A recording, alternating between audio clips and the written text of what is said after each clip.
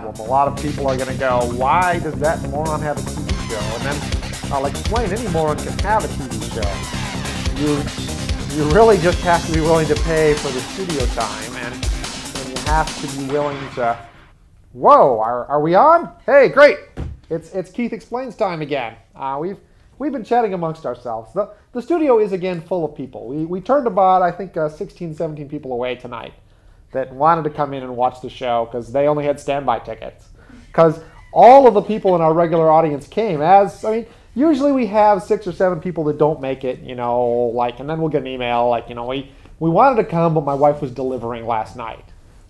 And that, I think, is a good excuse. If you've got a ticket and, your wife is delivering your baby that night, well, we'll excuse you for not coming and still send you a ticket next month or the next time you get on the top of the waiting list. But if you've got a dumb excuse, like I had pneumonia and was in the hospital, then you're not getting another Keith Explains ticket for a while. We're going to cut you off, and you're not going to be allowed to come enjoy the Keith Explains in the audience. Tonight I got a bunch of things to talk about. I always have a bunch of things to talk about tonight. And beyond that, I always say I have a bunch of things, and that's because I do have a bunch of things. And I talk about 3 of them, maybe 4, sometimes 3, sometimes 4. It's hard to say. We won't know for half an hour how many things I had to talk about. But I again have a bunch. I'll get through some of them, and I won't get through others of them. They'll go back in the pile, and 17, 18 years from now, I'll have 3-ring binders full of crap to talk about because I just bring it along every time, and I never get to it. Now, the thing a lot of people don't realize when I get the emails, and we get a lot of email, as many of you know, we had to hire a second intern to process most of the email. So again, for the interns, if you've got something short, that doesn't need my attention, you can mention that in the subject line. And if you're just asking for an autograph or one of those kinds of things, please be clear in the subject line, because it's very hard to wade through the many emails we get to answer things appropriately. And the interns get all flustered because they're trying to do a good job. They're really trying, but a lot of them only have 3 years of college, and they kind of don't know exactly what to say when they get some of the requests. I would like Keith's autograph, and the junior in college will see that and go, well, does he want Keith's full name, or does he just want Keith? It's because people want it both ways. We've sent out pictures, signed just Keith, and then they'll come back and go, we wanted Keith Statenfield on it. Or we'll send out a Keith Statenfield, and people are like, no, I just wanted the Keith. I don't even think of his last name, which most people don't think of my last name. And that's good, because the last name is hard to spell, whereas the first name is also hard to spell, but shorter. And so you have less chance of getting the first name wrong. Anyway, tonight, the thing I was getting into was most of our shows have a topic. Now, the emailers often don't get the topic. But there's a thread that weaves all the shows, all the various topics in the show together. And some shows only have one topic, and you don't have to weave one topic together. One topic just is together. But when you got 6 or 7 things you're talking about, you want to have a common thread. Tonight's common thread is technology. And see, while you're listening to the topics, if you can pick out how each one is technology related. Because it's kind of, it's something you can have fun in a 3rd or 4th viewing of the show with. Because the first viewing, you kind of get the big things. And the second viewing, you get all the stuff you didn't hear because you were laughing so hard the first time.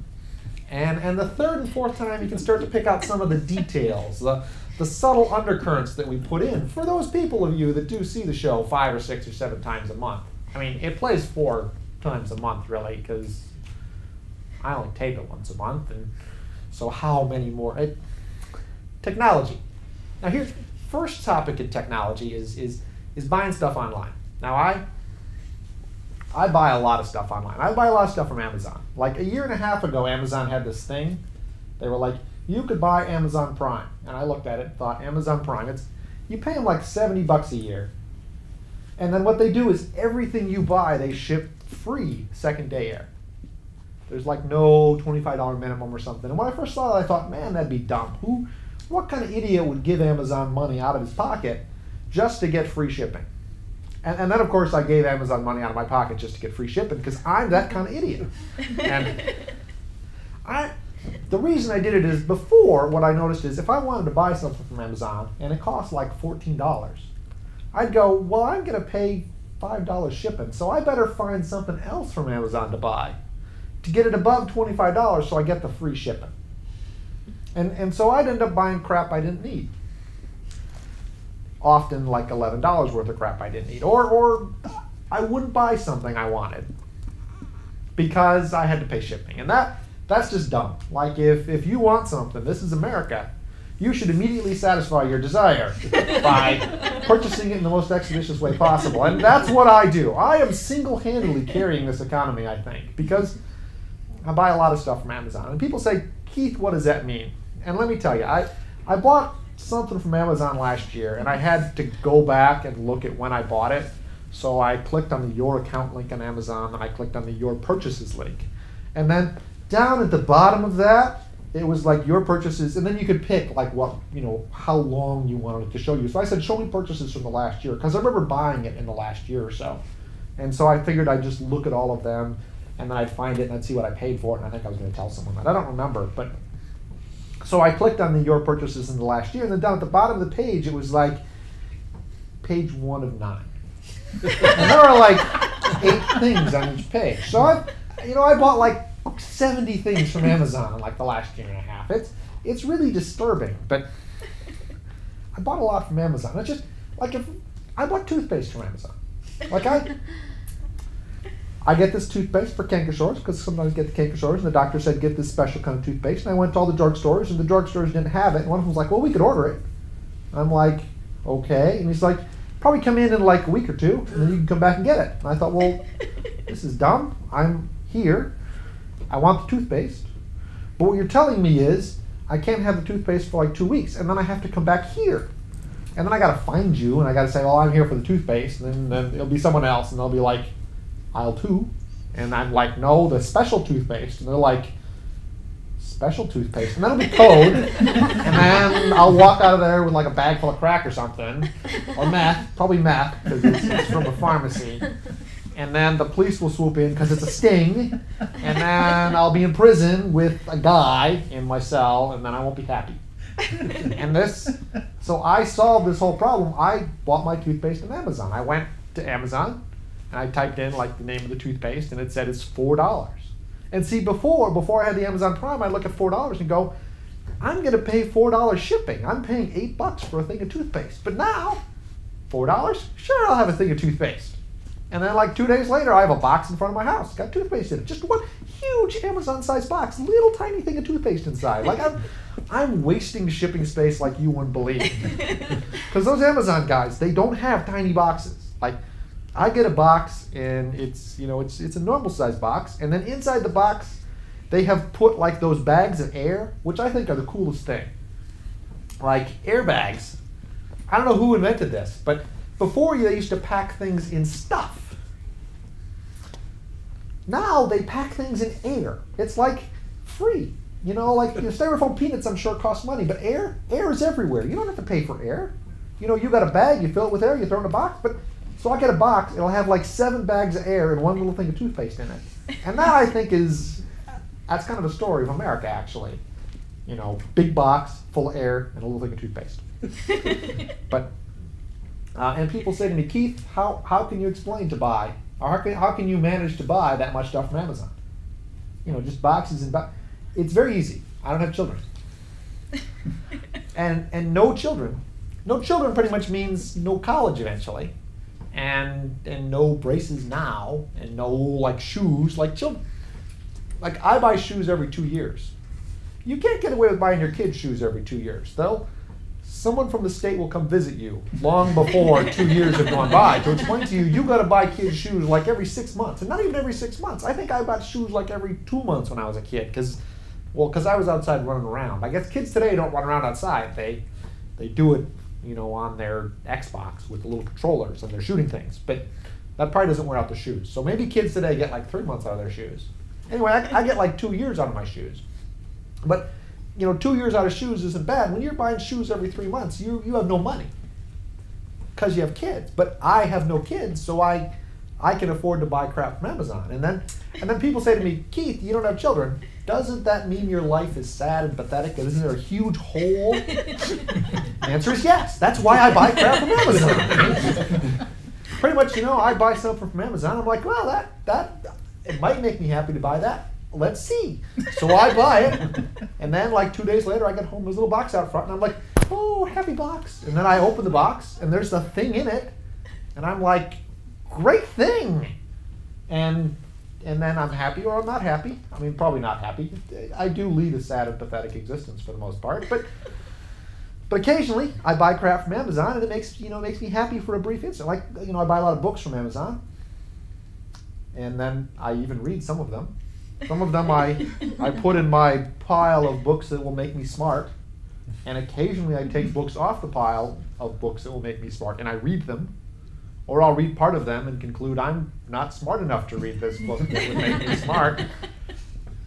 Like I bought a Ruby on Rails book, Agile Web Development, and I got like 2 chapters into it, and I went, I'm not smart enough to read the rest of this book. I don't know what I'm gonna have to do to get smarter, but there's no point to trying now, because oh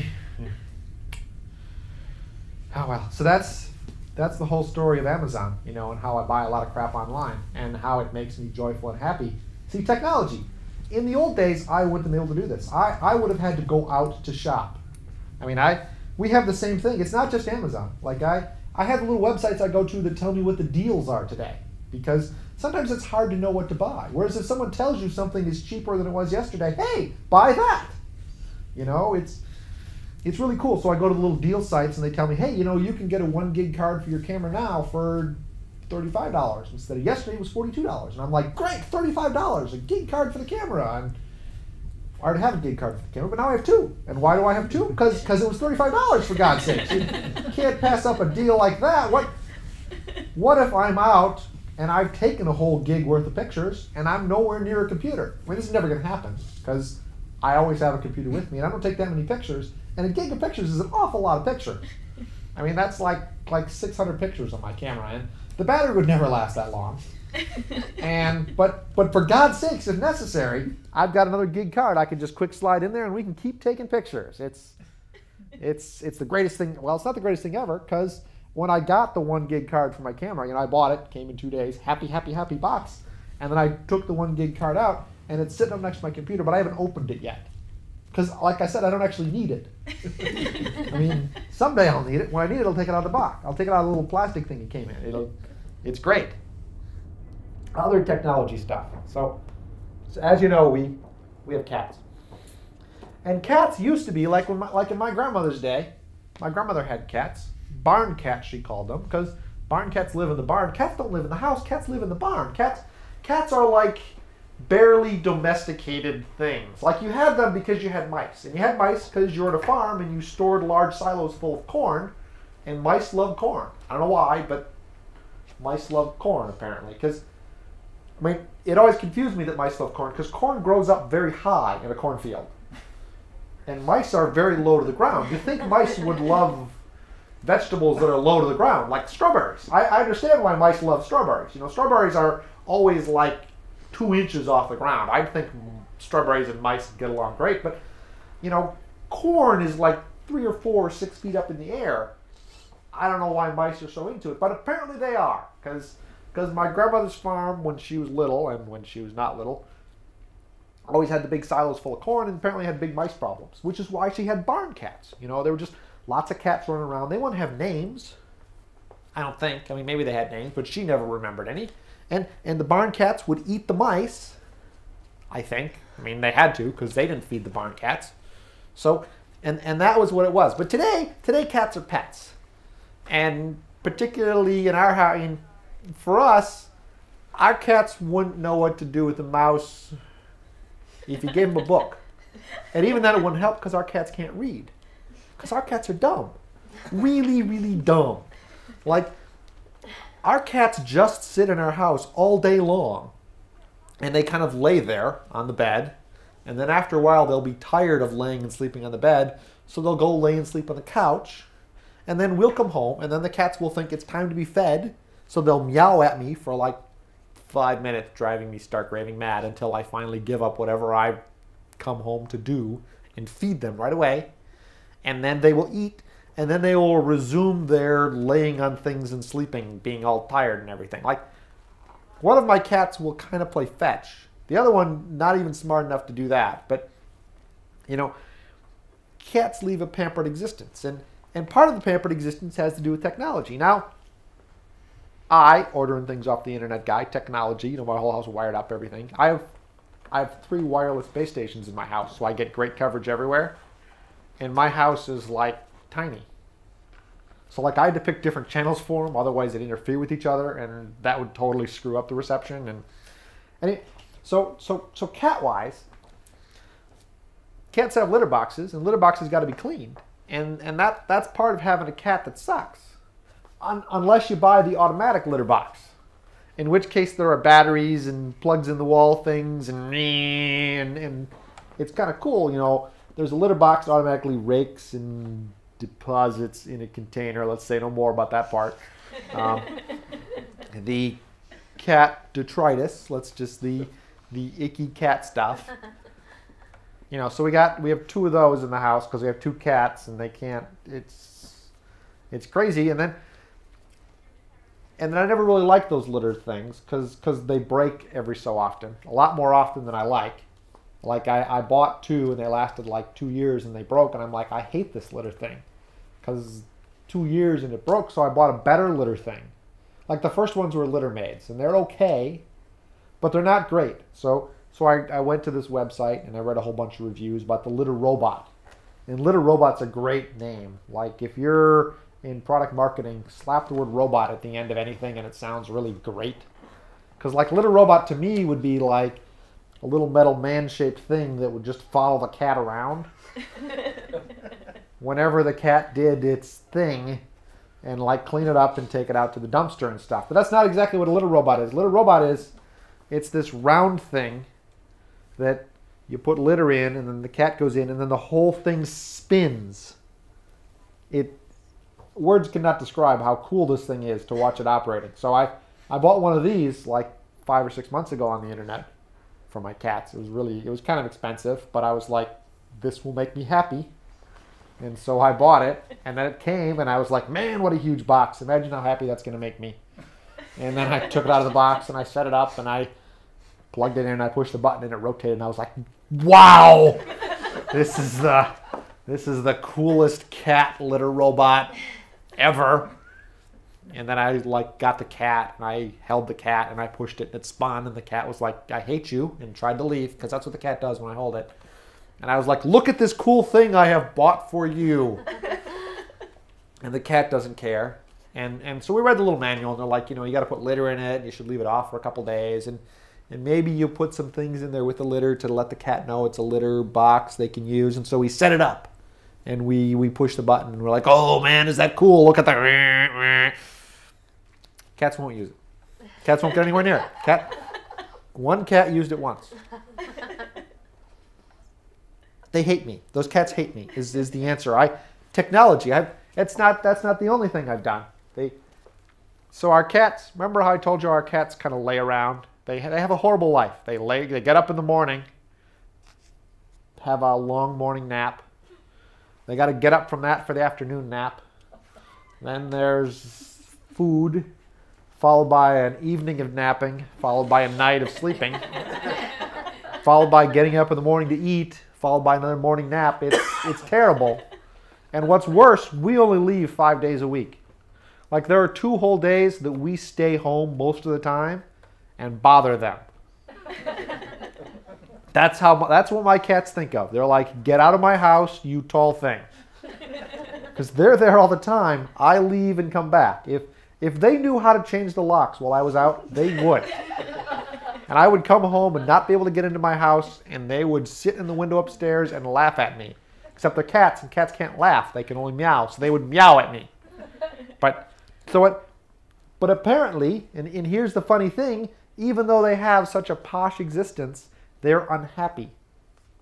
They're like stressed or something, because they fight, and they mark things, and mark is a nice way of saying they pee on things. I mean, it is a nicer way of saying it, like, oh, the cat marked the corner again, okay? You can say that in polite company, but the other thing, no. Don't just try and be at a dinner party and say that. You won't get away with it. So our cats, Our cats are stressed. So what did we do? More technology. We bought a couple of these things. They're like Glade plugins. But instead of smelling like pine forest, they're supposed to smell like happy cats.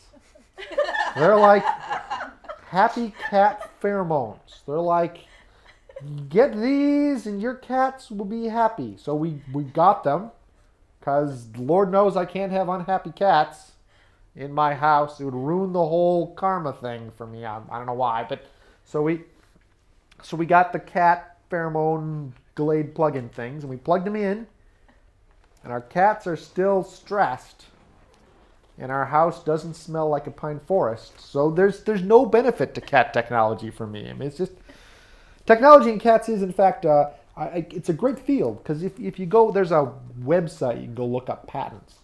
And if you go to the website and you type cat, there are like hundreds of patents for different cat things. There's like some guy patented the idea of using a laser pointer to amuse a cat, which man, you can patent anything is the real rule. But technology, see technology here. This is a quick technology thing.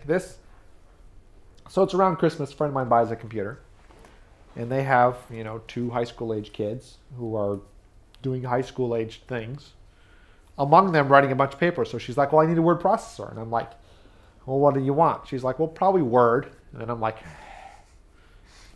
freaking Microsoft. But you got to get Word because everyone else has Word. I mean, it's an amazing industry. Like, you have to have it because everyone else has it. And why does everyone else have it? Because you have it. Those people are worth a lot of money. And this is the reason why. Microsoft Office. So you think Microsoft Office, how much could a word processor cost? $499. Like $500. Okay, computer cost $1,000. Okay, it's got a hard drive, it's got speakers, it's got a screen, it's got a blinking apple that, well, throbbing really, it throbs in the back when it's asleep. $499. All you get is a word processor that draws squiggles under things when you do them wrong. And that's not that hard because my 3rd grade English teacher could draw squiggles under things when I spelled them wrong. And I don't think she cost anywhere near that much money. So Microsoft realized they had a problem because no one's going to spend $500 buying a word processor for their 13-year-old, really. But they have to spend $500 buying a word processor because they got to get Microsoft Word. It's the only one there is.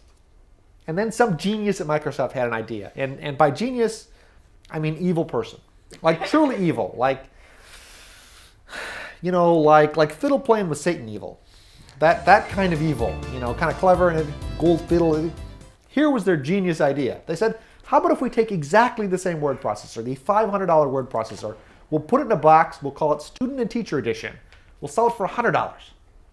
You're like, how could this possibly work? You have taken the same product, $500 box, $100 box. Now you're a smart person, you go to the store and you see 2 boxes. One costs $500, one costs $100. Which one are you going to buy? You're going to go, well, surely there must be more in the $500 box.